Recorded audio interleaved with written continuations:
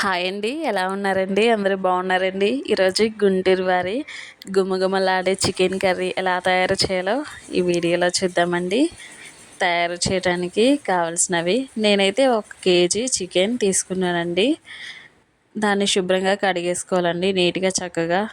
అందులో కొంచెం salt add చేసుకోవాలండి. తర్వాత రెడ్ చిల్లీ పౌడర్ అండి, అంటే కారం అండి, మీకు సరిపడినంత వేసుకోవాలండి. మేమైతే ఎక్కువగానే వేసానండి, ఎందుకంటే మాది గుంటూరు కదండి, ఎక్కువగానే తింటామండి మేము కారం. తర్వాత పసుపు వేసుకోవాలండి, టర్మరిక్ పౌడర్ అండి, ఆ తర్వాత వచ్చేసి గరం మసాలా అండి. గరం మసాలా కూడా మీకు సరిపడినంత వేసుకోవాలండి. నేను సరిపడినంత వేసుకున్నాను అండి. తర్వాత వచ్చేసి చికెన్ మసాలా అండి. చికెన్ మసాలా కూడా సరిపడినంత మాత్రమే వేసుకోవాలండి. ఎక్కువగా వేసుకుంటే మసాలా అనేది ఎక్కువైపోతుందండి. తర్వాత వచ్చేసి కొరియండర్ పౌడర్ అండి, ధనియాల పొడి. ఇది ధనియాల పొడి అన్నది ఇంట్లో తయారు చేసుకుంటే చాలా బాగుంటుందండి, చాలా బాగుంటుంది. కాకపోతే ఇప్పుడు నాకు కుదరక నేను ప్యాకెట్ వాడండి. తర్వాత ఆయిల్ వేసుకోవాలండి. ఆయిల్ వేసుకున్న తర్వాత దీన్ని నీట్గా చక్కగా కలుపుకోవాలండి. మనం చికెన్లో వేసిన సాల్ట్, కారం, పసుపు, coriander powder, chicken masala, garam masala, oil, ఇవన్నీ కూడా చికెన్ ముక్కలు పట్టేలాగా మనము బాగా చక్కగా కలుపుకోవాలండి. ఇవి ఎంత బాగా అయితే మనము కలుపుతామో మనకి టేస్ట్ అనేది కర్రీ అంత బాగా వస్తుందండి. కర్రీ టేస్ట్ అనేది చాలా అంటే చాలా బాగా వస్తుందండి. ఇలా కలిపేసుకొని ఒక 20 మినిట్స్ కానీ 30 మినిట్స్ కానీ, అంటే మీకు టైం ఉన్న దాని ప్రకారం పక్కన పెట్టేసుకోవాలండి. ఇలా పక్కన పెట్టుకున్న తర్వాత స్టవ్ ఆన్ చేసుకోవాలండి. స్టవ్ ఆన్ చేసుకున్న తర్వాత ఒక పాత్ర అనేది పెట్టుకున్న తర్వాత అది హీట్ అయిన తర్వాత ఆయిల్ అనేది వేసుకోవాలండి. ఆయిల్ కూడా మనం ఎంతైతే చికెన్ తీసుకుంటామో దానికి తగ్గట్టుగా మనము ఆయిల్ అనేది వేసుకోవాలండి. 1 కేజీ తీసుకున్నారో లేకపోతే హాఫ్ కేజీ కానీ 2 కేజెస్ కానీ దానికి తగ్గట్టుగా ఆయిల్ వేసుకోవాలండి. నేనైతే 1 కేజీ తీసుకున్నాను కాబట్టి సరిపడ్డా నేను ఆయిల్ వేసుకున్నానండి. తర్వాత ఉల్లిపాయలు, పచ్చిమిరకాయలు ఆయిల్ వేగిన తర్వాత దాంట్లో వేసానండి. వేసిన తర్వాత కాసేపు ఉన్న తర్వాత కరివేపాకు వేసానండి. ఈ మూడింటిని బాగా కలిపానండి. కలిపిన తర్వాత అల్లం వెల్లుల్లి పేస్ట్ వేసానండి.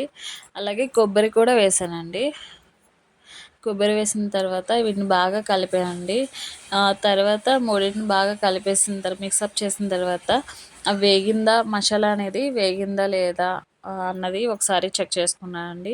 చెక్ చేసుకున్న తర్వాత వేగిన తర్వాత అండి నేను టమోటాలు ఒక 2 అలా చిన్న చిన్నవి అండి, ఒక 2 తీసుకున్నాను. 2 తీసుకొని వేసిన తర్వాత దాన్ని బాగా కలిపానండి. టమాటాలు అనేది 1, 2 మాత్రమే తీసుకోవాలండి, ఎందుకంటే టమాటాలు ఎక్కువగా తీసుకోవడం వలన కర్రీ అనేది టేస్ట్ వేరుగా ఉంటుందండి, కొంచెం తియ్యగా ఉంటుందండి. సో అందుకని ఈ టమాటాలు ఎక్కువగా తీసుకోవద్దండి. దీంట్లో కొంచెం నేను సాల్ట్ అనేది యాడ్ చేశానండి టమాటాల్లో, ఎందుకంటే టమాటాలు త్వరగా ఉడుకుతాయి కాబట్టి సాల్ట్ అనేది యాడ్ చేశానండి. తర్వాత నేను వీటిలో టమాటాలు వేగిన తర్వాత చికెన్ ముక్కలు వేసానండి. చికెన్ ముక్కలు వేసేసి బాగా కలిపానండి. ఉల్లిపాయలు, పచ్చిమిరకాయలు, టమాటాలు, అల్లం వెల్లుల్లి, కొబ్బరి ఇవన్నీ కూడా దీంట్లోనే ఉన్నాయి కదండి, అవన్నీ కూడా కలిసేలాగా మనము చక్కగా నీట్గా కలుపుకోవాలండి. ఇలా బాగా కలుపుకున్న తర్వాత మీకు కారం సరిపోతే కొంచెం యాడ్ చేసుకోవచ్చండి. నాకైతే కారం అనేది సరిపోలేదండి, అందుకని నేను కొంచెం యాడ్ చేశాను. ఒక స్పూనున్నర అలా యాడ్ చేశానండి. తర్వాత నాకు సరిపోయినట్టు అనిపించిందండి. తర్వాత వీటిని బాగా కలపాలండి. కలిపిన తర్వాత మూత పెట్టేసి ఒక 5 మినిట్స్ అలా ఉడికించిన తర్వాత కొంచెం వాటర్ వేసానండి. ఆల్రెడీ చికెన్ ఉడకపెడితే కొంచెం వాటర్ అనేది యాడ్ అవుతాయి కదండి, దానికి తోడు నేను కొంచెం యాడ్ చేశానండి వాటర్ అనేది. వాటర్ యాడ్ చేస్తే ముక్కలు బాగా ఉడుకుతాయనేసి, సాఫ్ట్గా బాగుంటాయనేసి వాటర్ అనేది కొంచెం యాడ్ చేశానండి. తర్వాత కొత్తిమీర వేసేసానండి. కొత్తిమీర లైట్గా వేసాను. తర్వాత నేను వాటిని బాగా మిక్సప్ చేసుకున్నానండి. మిక్సప్ చేసిన తర్వాత మూత పెట్టేసేసి ఒక 30 మినిట్స్ కానీ 20 మినిట్స్ కానీ మీరు మీడియం ఫ్లేమ్ కానీ హై ఫ్లేమ్ కానీ మీరు పెట్టుకున్న దాన్ని బట్టి ఉడుకుతుందండి. సో ఇలా మూత పెట్టేసుకొని ఉడికించుకోవాలండి.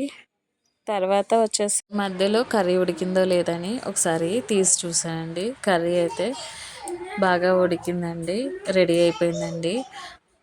ఒక ముక్క కూడా తీసేసి చూసానండి, చాలా అంటే చాలా బాగా వచ్చింది. ఫైనల్గా అయితే కొత్తిమీర చల్లేసానండి. అంటే ఇప్పుడు కొంచెమే తీసుకున్నాను కదండి, అంటే స్టార్టింగ్లో నేను ఎక్కువగానే తీసుకున్నాను, అందుకే కొంచెమే లైట్గా తీసుకున్నానండి. ఇంకా ఫైనల్గా అయితే కర్రీ అయితే రెడీ అయిపోయిందండి. సో ఈ కర్రీ ఎలా ఉందో ప్లీజ్ కామెంట్ చేయండి. నచ్చితే లైక్ చేయండి, షేర్ చేయండి, సబ్స్క్రైబ్ చేయండి. థ్యాంక్ యూ ఫర్ వాచింగ్ అండి. Thank you.